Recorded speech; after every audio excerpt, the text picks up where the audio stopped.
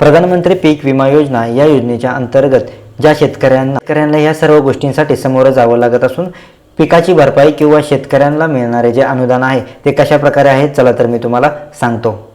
पिकांचे नुकसान झाले असून सरकार शेतकऱ्यांना काही अनुदान देत असून किंवा पिकाची काही भरपाई देणार असून 2025 आणि 2026 अपडेटनुसार खरीप पिकांसाठी 2% आणि रब्बी पिकांसाठी 1.5% इतके अनुदान देत असून ही योजना राबवली जात आहे। पण जर तुमच्या पिकाचे नुकसान झाले असल्यास तुम्हाला 72 तासाच्या आत विमा कंपनीला कळवणे आवश्यक आहे। पेरणीपूर्व ते कापणीपर्यंतच्या 14 दिवसापर्यंतचे हे सर्व तुम्हाला अनुदान दिले जाते।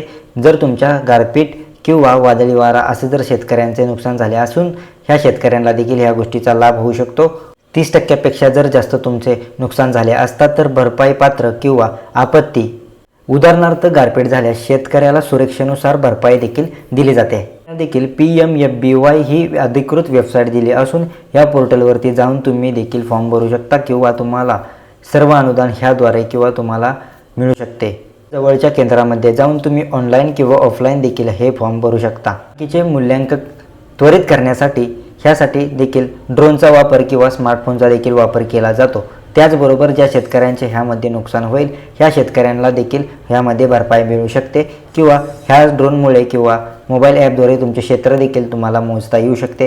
त्यासाठी देखील तुम्ही अर्ज करू शकता। त्याचबरोबर जर तुम्हाला ह्यामध्ये काय डॉक्युमेंट लागतील ते देखील मी तुम्हाला आता सांगणारच आहे। आधार कार्ड, बँक पासबुक, जमिनीचा सातबारा इत्यादी देखील गोष्टी लागण्याचे खूप गरजेचं असून तुम्ही ज्या जमिनीमध्ये पीक घेतले असता तुमची जी नुकसान झालेले असून त्या पिकाच्या देखील पूर्ण माहिती देखील असणं खूप गरजेचं आहे किंवा ते पीक तुम्ही कधी घेतलं होतं, त्या पिकाची किती नुकसानकी झाली असून 30% जर तुमची पिकाची नुकसानकी झाली असेल तर तुम्हाला हे सर्व म्हणजे जेवढी तुमची नुकसानकी झाली आहे किंवा पिकाचे मार्फत तुम्हाला तुमची पीक भरपाई देखील शासन देणार असून शेतकऱ्यांसाठी हे महत्त्वपूर्ण अपडेट असून शेतकऱ्यांनी लवकरात लवकर जाऊन तुम्ही फॉर्म भरणे ऑनलाईन किंवा ऑफलाईन देखील तुम्ही करू शकता।